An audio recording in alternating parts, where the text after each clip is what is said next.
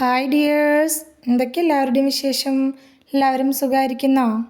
ഇന്നൊരു അടിപൊളി ബ്രേക്ക്ഫാസ്റ്റിൻ്റെ റെസിപ്പി കൊണ്ടാണ് കേട്ടോ വന്നിട്ടുള്ളത്. കിടിലൻ ടേസ്റ്റുള്ള റെസിപ്പിയാണ് കേട്ടോ, നല്ല അടിപൊളി റെസിപ്പിയാണ്. നമുക്കിപ്പോൾ ഇത് കഴിക്കാനായിട്ട് കറിയുടെ ഒന്നും ആവശ്യമില്ല, അല്ലാതെ തന്നെ നല്ലൊരു ചായ ഉണ്ടെങ്കിൽ അതിൻ്റെ കൂടെ കഴിക്കാൻ പറ്റിയിട്ടുള്ള അടിപൊളി ബ്രേക്ക്ഫാസ്റ്റ് റെസിപ്പിയാണ് കേട്ടോ. പച്ചരി വെച്ചിട്ടാണ് നമ്മളിത് ചെയ്തെടുത്തിട്ടുള്ളത്. നല്ല ഹെൽത്തി ആയിട്ടുള്ള ബ്രേക്ക്ഫാസ്റ്റിൻ്റെ റെസിപ്പി കൂടിയാണ്. അപ്പോൾ വീഡിയോയിലേക്ക് പോകുന്നതിന് മുമ്പ് വീഡിയോ എല്ലാവരും ഒന്ന് സ്കിപ്പ് ചെയ്യാതെ കാണാൻ ശ്രമിക്കണേ.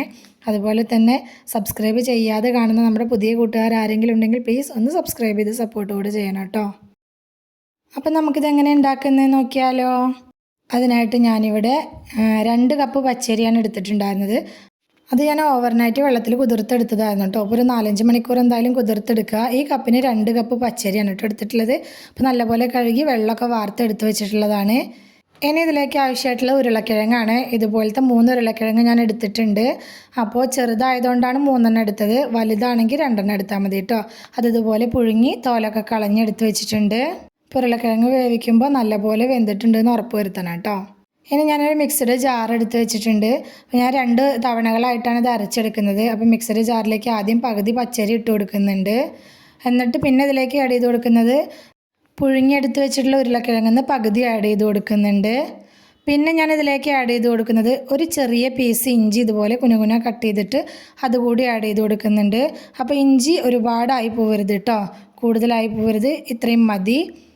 ഇനി ഇതിലേക്ക് ആവശ്യമായിട്ടുള്ള വെള്ളം കൂടി ഒഴിച്ചു കൊടുത്തിട്ട് നമുക്ക് ഇത് നല്ല ഫൈൻ പേസ്റ്റായിട്ട് തന്നെ അരച്ചെടുക്കുക.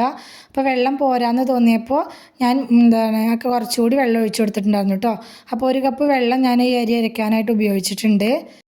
ഇതുപോലെ തന്നെ അതേ മിക്സിയുടെ ജാറിലേക്ക് തന്നെ ഞാൻ ബാക്കിയുള്ള അരിയും കൂടി ഇട്ട് കൊടുക്കുന്നുണ്ട്. അരി ഇട്ട് കൊടുത്ത ശേഷം ബാക്കി ഉണ്ടായിരുന്ന നമ്മുടെ ഉരുളക്കിഴങ്ങ് ബാക്കി ഉണ്ടായിരുന്ന 3 പീസും കൂടി ഇട്ട് കൊടുക്കുന്നുണ്ട്. ഉരുളക്കിഴങ്ങ് കൂടി ചേർത്ത് കൊടുത്ത ശേഷം കേട്ടോ വീണ്ടും നമുക്കിത് വെള്ളം ഒഴിച്ചിട്ട് നന്നായിട്ട് പേസ്റ്റായിട്ട് അരച്ചെടുക്കുക. അപ്പോൾ ആദ്യം തന്നെ ഒരുപാട് വെള്ളം ഒഴിക്കാതെ ആവശ്യത്തിന് നോക്കി ഒഴിച്ച് വേണം കേട്ടോ അരച്ചെടുക്കാനായിട്ട്. അപ്പം ഞാൻ മൊത്തം 2 കപ്പ് അരിയിലേക്ക് ഞാൻ 2 കപ്പ് വെള്ളം തന്നെ എടുത്തിട്ടുണ്ട്. അപ്പോൾ നിങ്ങളെടുക്കുന്ന അരിക്ക് പൊട്ടറ്റോ അതിനൊക്കെ അനുസരിച്ച് നിങ്ങളുടെ വെള്ളത്തിൻ്റെ അളവിൽ മാറ്റം വരും കേട്ടോ. അപ്പോൾ ഈ ഒരു കൺസിസ്റ്റൻസിയിലാണ് നമുക്കിത് ഈ ബാറ്റർ കിട്ടേണ്ടത്. ഒരുപാട് അങ്ങ് ലൂസായി പോവുകയും ചെയ്യരുത്, നല്ല കട്ടിയായി പോവുകയും ചെയ്യരുത് കേട്ടോ. ഇനി നമുക്കിതിലേക്ക് കുറച്ച് വെജീസൊക്കെ ആഡ് ചെയ്ത് കൊടുക്കുക. അപ്പോൾ ഒരു 1/4 കപ്പിനെക്കാട്ടിലും കുറച്ച് കൂടുതൽ ക്യാരറ്റ് ഗ്രേറ്റ് ചെയ്ത് എടുത്തിട്ടുണ്ട്. ഒരു തക്കാളിയുടെ ഹാഫ് ഭാഗം കുരുവും വെള്ളമൊക്കെ കളഞ്ഞിട്ട് അത് ആഡ് ചെയ്ത് കൊടുക്കുന്നുണ്ട്. പിന്നെ ഒരു ചെറിയ സവാള കുനുകുന കട്ട് ചെയ്തിട്ട് അതും ചേർത്ത് കൊടുത്തിട്ടുണ്ട്. എരിവിന് ആവശ്യമായിട്ടുള്ള പച്ചമുളക്, അതുപോലെ തന്നെ കുറച്ച് മല്ലിയില, പിന്നെ ഒരു 2-3 ടേബിൾ സ്പൂൺ തേങ്ങ കൂടി ചിരവിയത് ഞാൻ ഇതിലേക്ക് ആഡ് ചെയ്ത് കൊടുക്കുന്നുണ്ട്.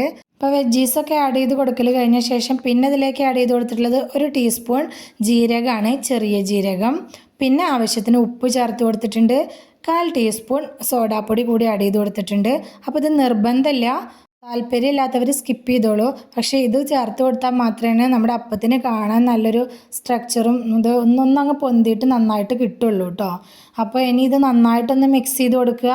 മിക്സ് ചെയ്തെടുത്ത ശേഷം നമുക്കിത് അപ്പം തന്നെ ചുട്ടെടുക്കാം കേട്ടോ. ഇത് റെസ്റ്റ് ചെയ്യാൻ വെക്കേണ്ട ആവശ്യമൊന്നുമില്ല, നമുക്ക് അപ്പം തന്നെ ചുട്ടെടുക്കുക. അതിനായിട്ട് ഞാൻ ഇതുപോലെ നമ്മുടെ വെള്ളപ്പച്ചട്ടിയില്ലേ ആ ചട്ടിയാണ് എടുത്തിട്ടുള്ളത്.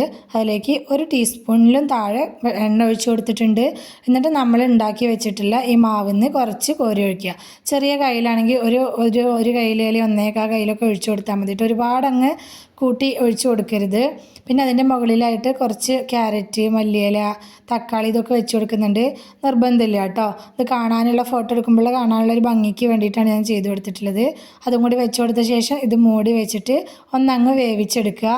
അടിഭാഗമൊക്കെ നന്നായി കുക്കാവുന്നത് വരെ നമുക്കിതൊന്ന് മൂടി വെച്ച് വേവിച്ചെടുക്കുക. ഇനി നമുക്കിത് മുകൾ ഭാഗം കുറച്ച് കുക്കാവാനുണ്ട്. അപ്പോൾ നമുക്കിതൊന്ന് തിരിച്ചിട്ട് കൊടുക്കുക. വേണമെന്നുണ്ടെങ്കിൽ കുറച്ച് എണ്ണ കൂടി ആക്കി കൊടുക്കുക കേട്ടോ. അപ്പോൾ നമുക്ക് ഹെൽത്തി ആയിട്ട് കഴിക്കണമെന്നുണ്ടെങ്കിൽ മാക്സിമം എണ്ണ കുറച്ച് ചെയ്യുക. തിരിച്ചിട്ട് കൊടുത്തിട്ട് ഇതുപോലെ ഒന്ന് കുറച്ച് നേരം ഒരു മിനിറ്റൊക്കെ മതി കേട്ടോ. അപ്പോഴേക്കും നമ്മളുടെ അപ്പം ഇതുപോലെ റെഡി ആയിട്ടുണ്ടാവും.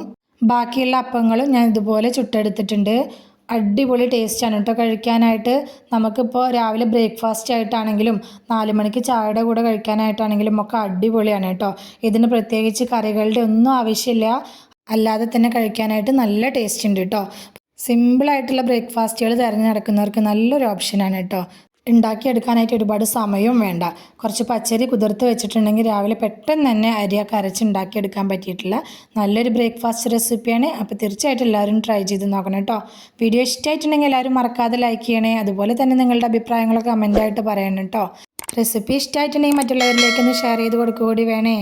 ഇതുവരെ കൂടെ നിന്ന് സപ്പോർട്ട് ചെയ്തിട്ടുള്ള എൻ്റെ എല്ലാ മുത്തുമണികൾക്കും ഒരുപാട് നന്ദി. എന്നാൽ ശരി, സിമ്പിൾ ആൻഡ് ടേസ്റ്റി റെസിപ്പിയുമായി ഞാൻ വീണ്ടും വരാം. ബൈ.